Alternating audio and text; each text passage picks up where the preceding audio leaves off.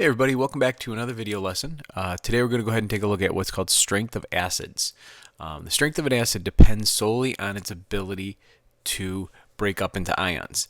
Now I know that doesn't seem like it makes much sense, but that's how chemists look at the strength of an acid. It doesn't depend on how much reactivity it has or how its ability is to dissolve things or be corrosive or any of that kind of stuff. It just solely looks at how many ions it can put into solutions. We focus on, as we did before with the acids, the hydrogen ion.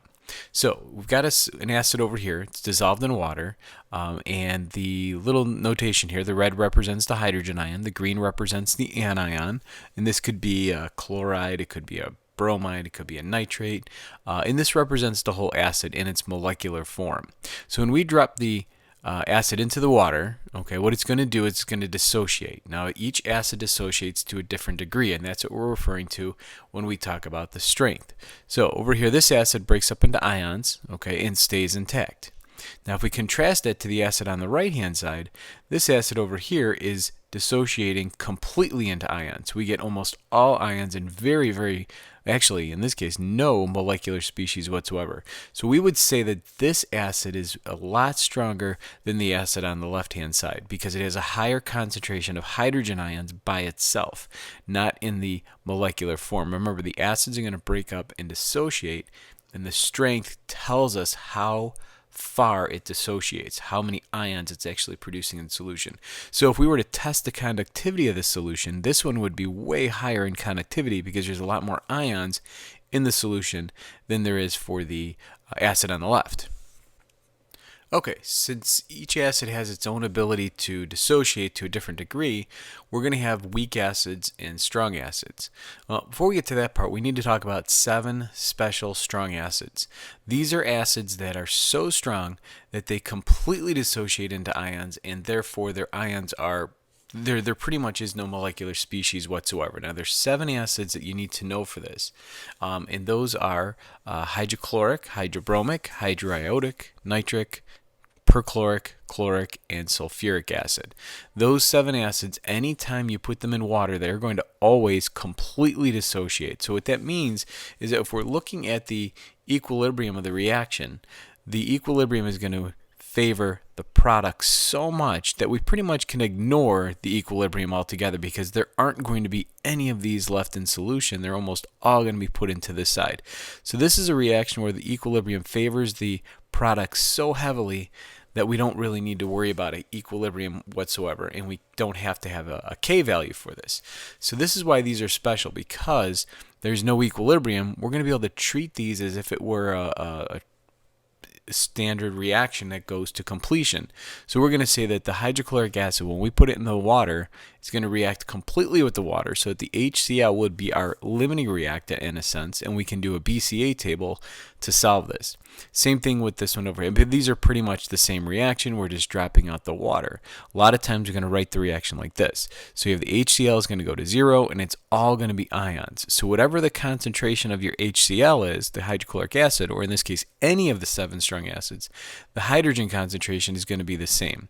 So when we deal with our strong acids, something like HCl, the concentration of that acid is going to be equal to the concentration of the hydrogen ion every single time because it always completely shifts to the right. Makes these really easy to work with. The pH is really easy because all we have to do is calculate the concentration of the hydrochloric acid, which will be this, and then plug into the pH. And I'll get to the calculations a little bit later. All right, so let's contrast that to the weak acids.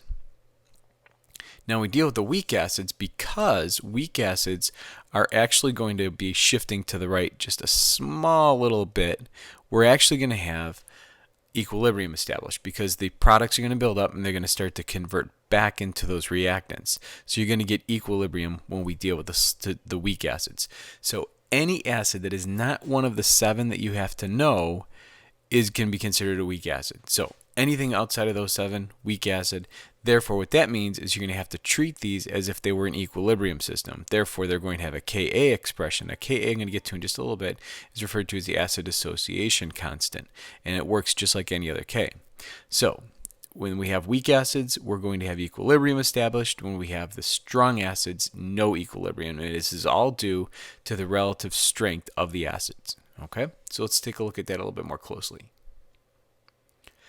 So the acid dissociation constant tells us the relative strength of the various acids. Now, this is where things get a little confusing. We have weak acids, but of those weak acids, some of them are stronger than the other ones. Okay, these are not the 7 special strong ones, so keep that in mind. So if I have a hierarchy of weak acids, I can determine which acid is stronger. Now remember what the definition of a strong acid is. A strong acid is one that dissociates more, produces more hydrogen ions, right? Essentially what that means is that the stronger the acid, the more it favors the products. Therefore, it favors the products more. The value of Ka will be higher and higher for those stronger and stronger acids. So the stronger the acid, the higher the Ka.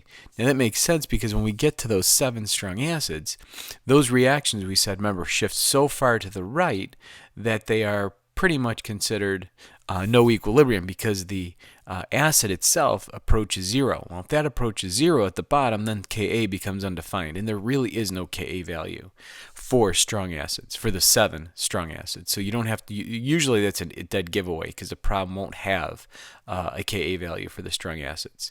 All right, we'll get to the calculations and strategies for that in the next video lesson. Okay. So the relative strength of the acids depends on the value of the Ka. So I can have these various acids here, and I can see that hydrofluoric acid is the strongest of all of these acids. Now, when you're looking at Kas, and anytime you're looking at scientific notation, you first want to make sure you look at the number up here in the top right hand corner. This number here is going to tell you. Now this means that that's 0.000724. So the number here tells you how many zeros essentially are in the front. Well, if there's more zeros in the front, because this is going to have 4 zeros before the 1, this will have 6 zeros before the 4, means that the number is getting smaller and smaller. So the bigger the negative number, right, the larger the magnitude of that negativity, the smaller the value. Therefore, the weaker the acid. So these acids are getting weaker as you go down the list. Now, when you compare numbers that are the same to the same -4, that's when you look in the front. You look at the numbers here. Most of these, it doesn't matter that this is 7.24 when I compare it to the HBRO, because this is to the -9. That's got 5 more zeros in front of the 6 than this one does. So therefore, this is going to be a lot stronger acid than the HBRO.